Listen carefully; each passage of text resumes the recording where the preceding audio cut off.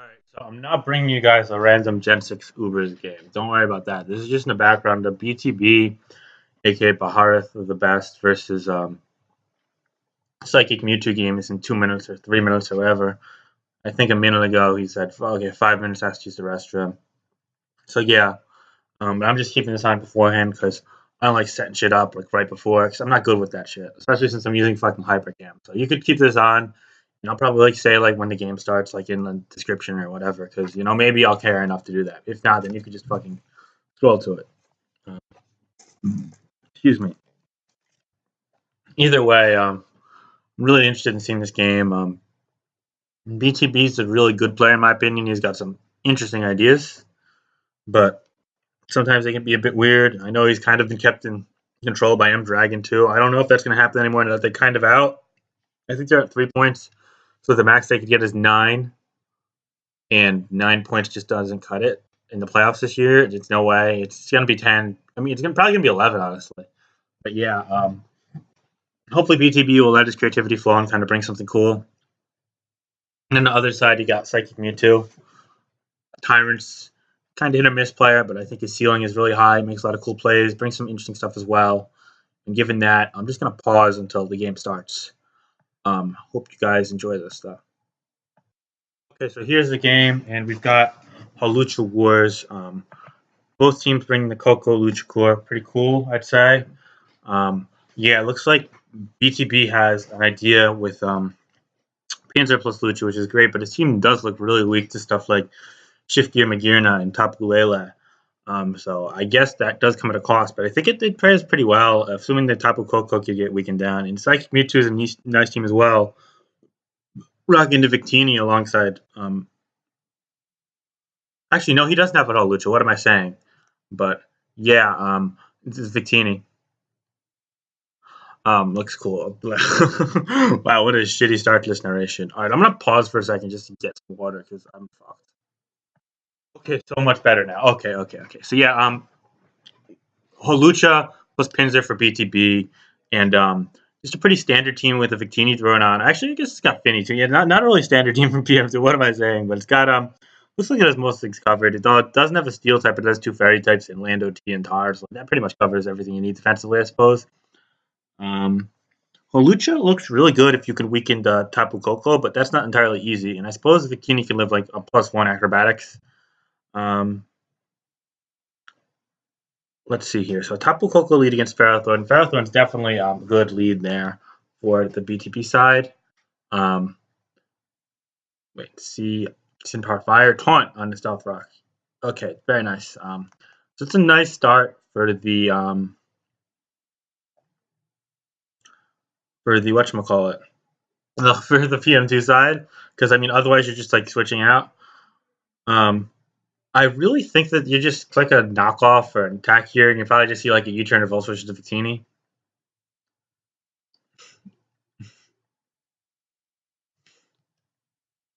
Yeah, I don't think you could see like a Lando T here for BTB, but I think that's a bit over ambitious, especially if that's the Scarfer. Although I don't know if it is. We'll have to wait and see for information. I think it's probably stealth. Yeah, it's probably Scarf, Lando T, Spikes, Pharaoh, Scarf, Ninja, Reflect. Oh wait, I did not expect this. This does not look like a hyper offensive game. All right, so could this be like a fucking Calm Mind or Specs Tapu Fini? Like probably Z Victini. Yeah, this matchup looks pretty good for PM2 actually. Now that I think of it. But wow, that's a weird hyper offense. Because I mean, yeah, you didn't really expect that Coco set. I really didn't expect that. It's probably DD Megatar, CM Finny, and could that be the Z Celebrate variant of Greninja? I'm trying to figure this out. If that Z Celebrate Greninja, then this is gonna be pretty hard for Avon, but at least not. At least that can't touch the Hawlucha. Like Hawlucha kind of just goes off if the Finny gets chipped. All right, so we're gonna see 2 Lando Ts. Let's say that's a good play for both. The hidden power damage is pretty big there. Stealth Rock, yeah, to be expected. If I'm BTB here, I double out 100%. But the issue is you can't double out too much to take advantage. I double out my own Coco, actually. Yeah. So it gets you in a momentum gaining position no matter what. Boy, this is hard though. Yeah, I think Coco is the play. I think both go to Coco actually. Oh, and it's actually faster defog and explosion. Wow.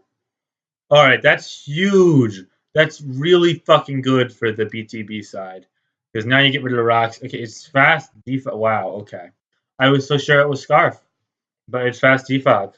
Um, does that mean it's Scarf Greninja? It could be Scarf Greninja, or it could be Scarf Coco, I guess. But man, that's good. That's real good for BTB.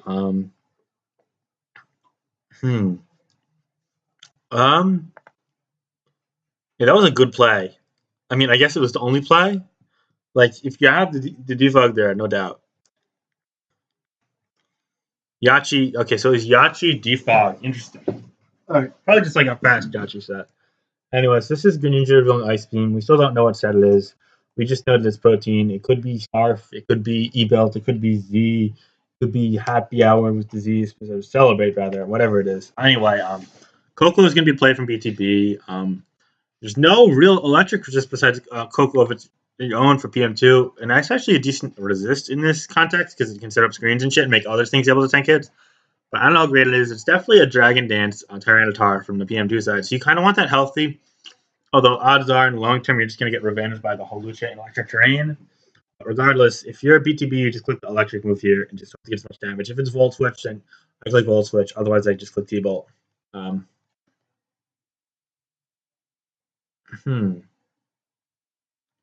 Z Gigavolt. Wow, that's going to do like 70 up. All right, and now it's in T-Bolt range. So this is a big turn because it's going to be a speed tie here. And if the Tapu Koko of BTBs wins the speed tie, then not only are there no screens for the remainder of the game for the PsychicMewtwo side, but on top of that, this Tapu Koko is free to run absolutely wild all over the fucking PsychicMewtwo team.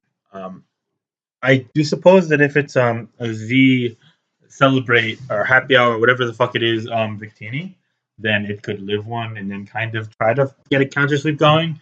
But with all the priority and the Greninja on the BTB side, I don't know how likely that is.